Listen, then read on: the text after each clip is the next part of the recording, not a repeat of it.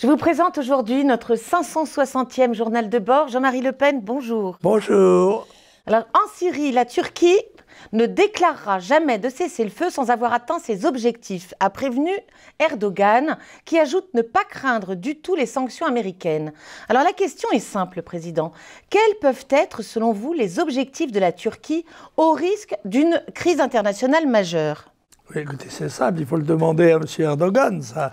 C'est lui effet. qui connaît ses objectifs, puisqu'il a dit qu'il ne s'arrêterait pas avant de les avoir atteints. Mais il me semble que l'opinion internationale a à l'égard d'Erdogan une complaisance inexplicable, puisque dans le fond, il s'agit d'un pays membre de l'OTAN qui attaque délibérément sur un territoire qui n'est pas le sien, n'est-ce pas, à savoir sur celui de la Syrie. Et ceci n'est pas acceptable en droit international. Alors, qu'arrivera-t-il, que peut-il arriver? Le pire.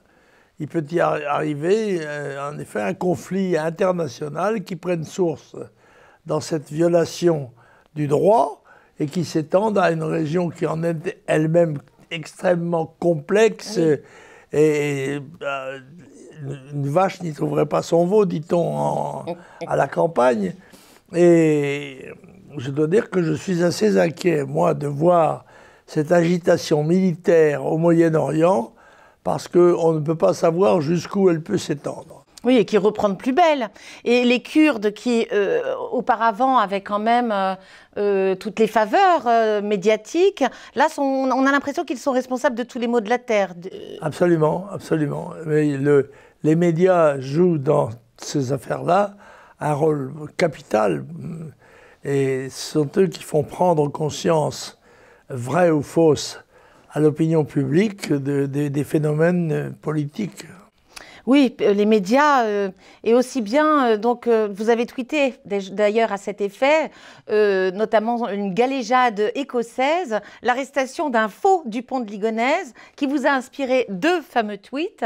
Est-ce une leçon à tirer, y a-t-il une leçon à tirer, pardon, de cette farce médiatico-policière? La leçon à tirer, c'est tout de même que les autorités de police doivent être extrêmement prudentes quand elles annoncent une nouvelle de l'importance de celle de l'arrestation du criminel Dupont de Ligonnès. Il semble que là, il y a eu un entrelac de maladresse entre la police écossaise et la police française.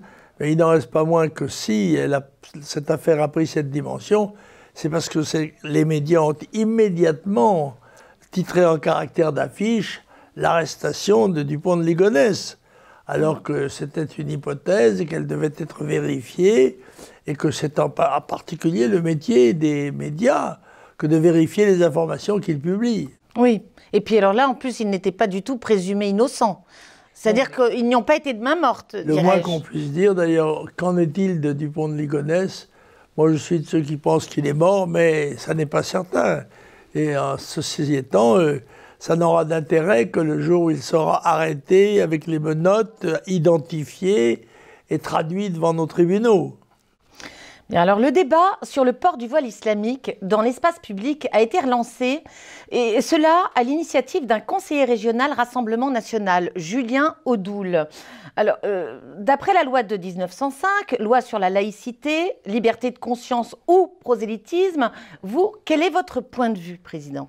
D'abord, je constate qu'on dit tout et son contraire dans cette affaire. J'ai entendu dire que M. Audoul avait pris à partie la porteuse du voile, oui. D'autres qui l'avaient agressée, etc. Et elle pleurniche d'ailleurs dans des termes qui sentent sa propagande à plein nez, qu'en fait, elle assistait avec son fils à une séance du Conseil régional. Un conseiller régional du Rassemblement national s'est inquiété de ça et a demandé au président de demander à cette dame de retirer son voile. Tout cela a été fait dans des termes parfaitement convenables. Et en effet, tout cela n'a été en quelque sorte corrompu que par les interprétations médiatiques, une fois de plus. Il est bien évident que le port du voile islamique n'est pas innocent. que ce n'est pas simplement une mode féminine, que ce n'est pas seulement un droit individuel à la mascarade éventuellement, ou au déguisement, ou aux vêtements. C'est un signe politique et pas religieux. Signe politique, on sait que l'islam est une religion est une donnée qui ne se limite pas à la religion.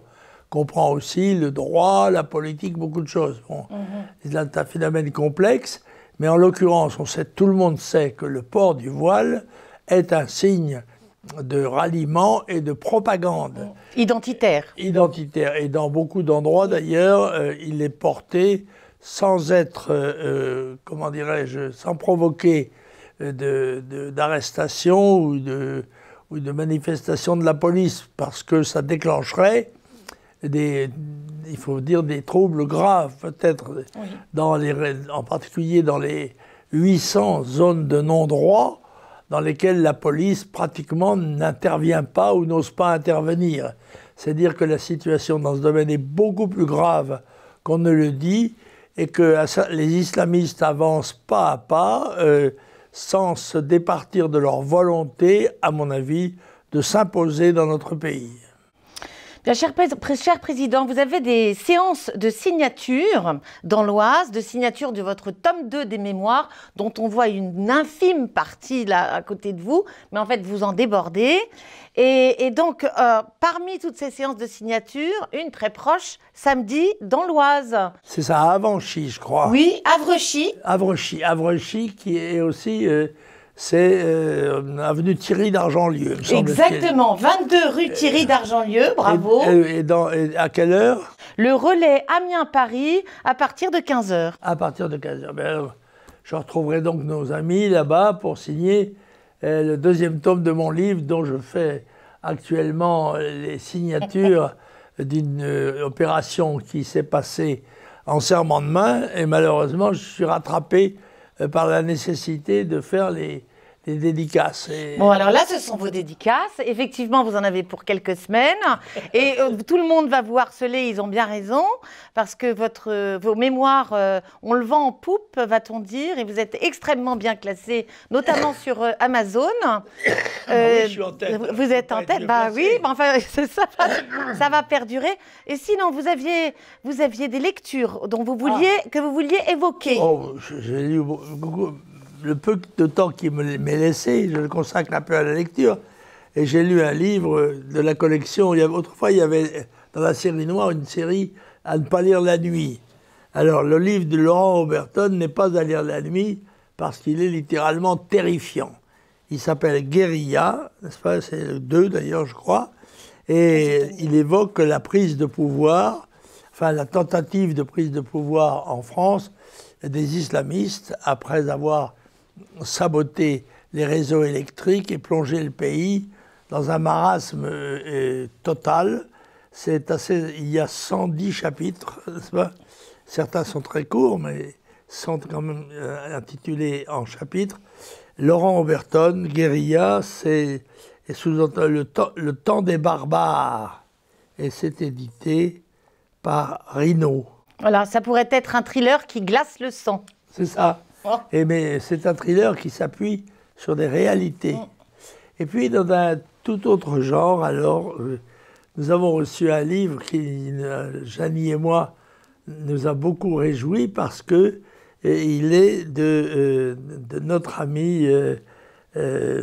François Dolland. François Dolland, dont nous n'avions plus aucune nouvelle et dont on s'inquiétait même de la possibilité qu'il soit disparu. Eh bien non, il n'est pas disparu et il écrit un livre qui s'appelle « Bébé et le Vicomte ». C'est une famille de héros français. Lui-même a été officier de paras en Algérie. Son père, pilote de chasse à Normandie-Niemen, a été tué pendant la guerre. Son oncle était aussi pilote de chasse. Bref, c'est une grande famille française du Midi et François en est une représentation extrêmement brillante. Il a été chef d'une grande entreprise champenoise, oui, etc. Bref, j'espère que ceci nous donnera l'occasion de nous revoir. Mais Bébé et le Vicomte, c'est en quelque sorte l'histoire justement des pilotes de Normandie-Niemen, cette unité d'aviation française qui combattait en Russie, n'est-ce pas, sur le front russo-allemand. Et donc, c'est un grand plaisir de voir le temps consacré, y compris à notre ami qui a été mon deuxième de liste, Roger Sauvage, qui a été un des pilotes de cette escadrille. Ah oui, que vous aviez évoqué dans votre tome 1 d'ailleurs. Peut-être. Oui. Eh bien écoutez, je vous remercie infiniment, cher Président, pour toutes ces bonnes nouvelles. Bon courage pour vos signatures. Ça n'est que le début. Ce n'est pas le courage qui nous manque, c'est le temps. Oui, ça, tant pis, il faut courir après. Et en tout cas, à la semaine prochaine. Au revoir. Au revoir.